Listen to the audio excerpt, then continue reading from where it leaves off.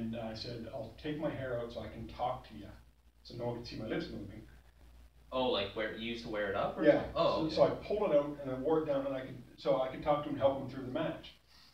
And Mark, after the match, goes, that was brilliant. He goes, leave it down all the time. And I find it's good for selling too. Like when someone punches you, your hair flies everywhere. And so because of Mark, I wore the hair down for the next 15 years.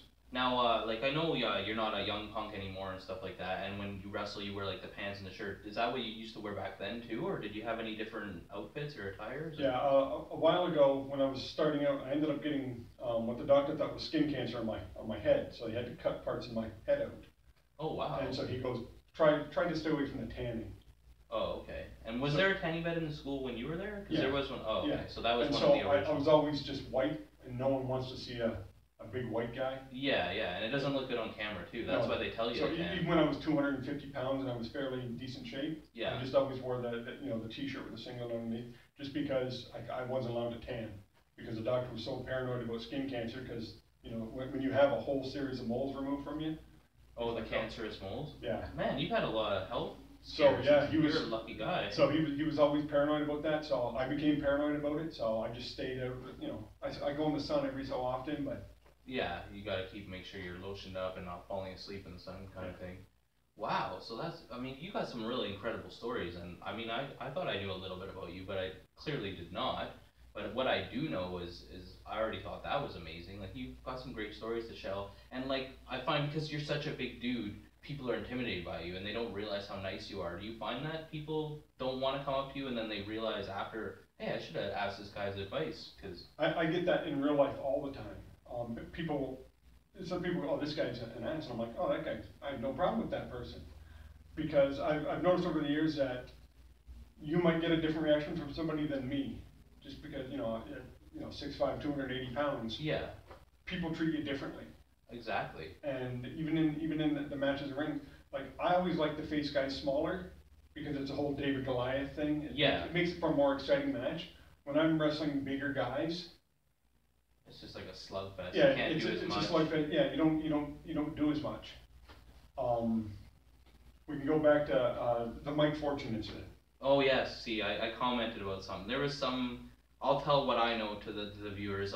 There was some guy, and there was a match, and he claimed that he got upset with you during the match, and that he like beat the hell out of you. And then so I mentioned it on this show. That's where it's coming from. And then there was a YouTube video of it, so I clicked on it. And to me, it didn't seem anything out of the ordinary of a wrestling match. It just seemed like you guys were having a match. It didn't, but obviously there's more to it, right? His name was Lord Jacob Kane. He's the only guy I'll badmouth. Yes. He kind of deserves it since he's been badmouthed. I had wrestled him earlier that day. I had double booked myself, so I was doing a tournament for the RWA, where I wrestle opponent after opponent as they come in the ring. It's an Ironman tournament. Like a gauntlet match or something? And I was the first guy in, and I literally stayed for the entire. So I do all 3 matches. Oh, jeez. And Kane was my second opponent. We had a great match, and I told him I like to work stiff. I like the strong style. And he goes, hey, brother, I love it too. So, we had a pretty good match. And you're supposed to, apologize in the back. Yeah. Just whatever happens out there, then. And my second opponent was a guy named Propane. And I got him down, and I used to mount the second turnbuckle, and I'd come off for an elbow. And my hand hit that, just a match. Oh, like when you did like this, this hand? Oh, okay. And I felt something roll out of the ring, and I've never felt pain like that. Like, I was almost sick to my stomach. It hurt so bad. And I get back in, and I tell the ref, I'm like, I think I broke my arm. Oh, jeez. And this is 2 minutes into a match. And you still got to wrestle a couple more after this? The match is supposed to go 12 minutes. And so we go the full 12 minutes. I'm in so much pain right now. It's in shock, basically, right? And we do the finish. I go backstage, and I'm holding my arm, and I tell a couple of guys, hey, I need. So a couple of guys gave me some Tylenol 3s and some Advil, any swelling, and oh, geez. So I take it, drive to Hamilton, where I'm wrestling for IWA or some other promotion. And the same day? Yeah. Oh, jeez. So I got to do a run-in, because I'm being introduced as the big heel. So I do a run-in, attack some people, throw them out, clear the ring. And then I'm doing a 6-man tag match with Quan Chang and Steve Titan. Okay, yeah, that's what I saw in the video. Yeah. Versus Dangerous, another person I can't remember, and Lord Lord Jacob King or Hammer, whatever you call himself. But there's one point where I'm supposed to do a diving save. So I dive across the ring, put the hand, and I told everybody from here to here I had it taped up. You can see it in the video. Yeah. I'm like, guys, it almost looks like a cast. I said, it's probably broke. Please don't touch my left arm. And of all the things, don't hit my left arm. And stupid wrestlers too. Like, you should be going to the hospital instead. You go and do your other show. And so I went across the ring, and I'm supposed to punch him in the gut. But when I lean, my arm gives out. I just get a sudden shock of pain. And I bag him. Like I punch him in the balls, just flat out. Okay. So he hops down, and I know I'm gonna take a receipt. Yeah. Because I just punched the guy in the gut. So he hauls off. But it wasn't intentional. No, but he hauls off and just gives me a shot. I'm like, okay, I expected that. And then he snapped. He gets up in the ring, and he just starts pounding the side of it. And they were solid shots. Like he was well away. And I wouldn't sell them. Yeah. I just took boom, no, and I just backed out of the ring and left, and I just stayed on the outside. And he cuts a part out of the match then.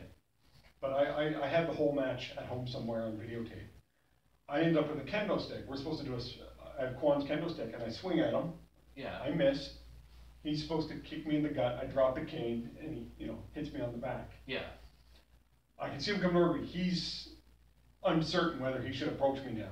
Oh, he's like, But I don't break any part of the match. I stay. Being a true professional, I swing, he kicks me, I drop it. He hits me so light on the back, it was tough to sell.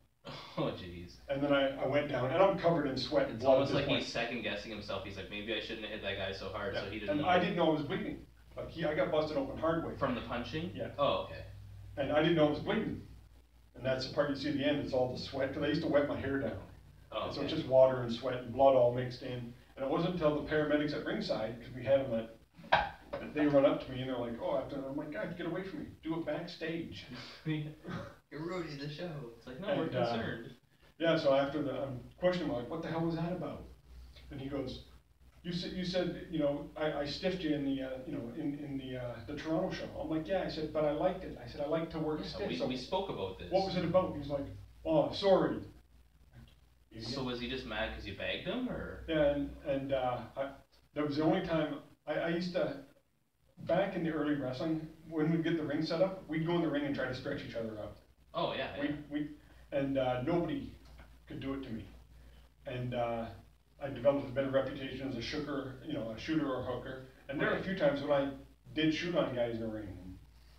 And I'm sure they deserved it though. You don't seem like a bully. No, I never went after anybody who. And so I remember Dane Jarrett was the booker. As soon as my arm healed, I went back and I'm like, put us in a match. And Dane's like, nope. Yes. Now, it could have been bad or good for the both of them. Dane played the smart move there, and he. Yeah, it's not good for business. Like, it's supposed to be working together. That was one of the few times I was actually legitimately mad. I want my revenge. I want this guy. But I found out later on that guys got revenge for me. Oh, okay. Kane used to wear a wooden necklace all the time around the ring, but he had so many people hating him because he was such a dick to people that, when they bring his stuff backstage, they'd wipe their bag sweat all over his. Oh yes. His necklace. So his necklace probably had 30 or 40 wrestlers' bag sweat on it, and he'd always wear it in the ring constantly. So as soon as I found out about that, I was like, yeah, okay, he's got way more than I can get going. And plus, karma catches up to people too, right? So like, I find also big guy, like in wrestling for me, I'm a mark for the big guys. He's 45.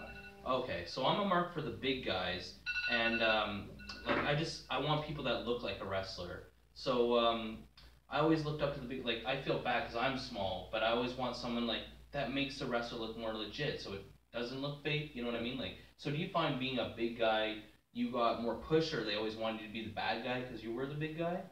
I played the face probably 90% of my life. Really? Like, that surprises me. I don't know why. Yeah, people. I was a heel a few times, and it's easy to play a heel in wrestling. I always think it's easiest when you're playing the face. That's tough. It's hard to get people to like you. Yeah. It's easy to get people to hate you. You're slapping the hands of the 13-year-old kids who are just gonna mock you behind your back. But it's part, you got to do it. And that's one thing. When you see me in an intermission for the show, I go up and talk to the fans. I like to see what the fans are doing. I try to get different views from the fans. Yeah. I don't sell my merchandise there, but I go and meet the fans. Yeah, it's always good too. For me, it's all about the fans. The networking and stuff. Yep. So, I guess we're getting long. We might have to do another part 2 of this sometime, but for today, we're gonna have to cut it short, unfortunately. And we got so many stories to tell, but I'm glad for the ones you shared. Is there anything that you'd like to add, to tell anybody, make a statement, or? No, this has been a great. It's fun. If any of the other boys backstage, hey, come on out. It's a good time. It's a good to also like get your legacy out there. Like I want to interview the guys that maybe don't get all the media attention that they deserve, or they've been around back in the day where there wasn't this kind of stuff, right? Oh yeah, I'm one of the few guys probably still wrestling that actually wrestled Jim Fury. Oh yes, yes. See, I had him on my show. That's awesome. Back when he had hair. So in the future, like, do you have a set retirement date, or you plan on just taking it day by day? I did have a set date, and I've worked stuff out with Eddie, and things change, and as it goes the course, and I've given options and stuff like this. But over the time, yeah, it's going to come to an end probably within the next year. Oh, okay, that's unfortunate. So we'll definitely have to have you on the show again and just go through some more highlights. I truly appreciate you coming and doing this, man. Not a problem. And I hope everybody else enjoys your stories. And I mean, you have a lot to share, and people don't know this kind of stuff. The business was way different back then, where now every Tom, Dick, and Joe can get into business. Yeah, back then it was a lot tougher. Yeah, for sure. And it was like, and also they'd weed you out real quick. They didn't want competition. They didn't want other people coming in. And even then, I noticed when we get the ring set up, people will just go in the ring and play. We used to go in the ring and literally beat the hell out of each other before a match because we wanted to know who was top dog, and we try to stretch each other and learn things. But it's that's all changed. Yeah, everyone's joking around now, and I mean it's good. I guess we should be having fun doing it. Yeah. But some things were better back then too, as well. Yeah, we took it serious. Yes, I see what you're saying. Yeah, it's true. And like nowadays, it's more like get all your fancy moves in and stuff like that instead of making it maybe look more like a real fight. But I mean, it's not just the wrestlers that have changed that, it's also the audience, because the attention span, some of the fans want that kind of style, so you can't please everybody. No. Everybody likes different things. Yep. So yeah, thanks for having you on the show, man, and I hope we get to do it again. Alright, thanks, Mike Fortune. Thanks. Hitman for hire.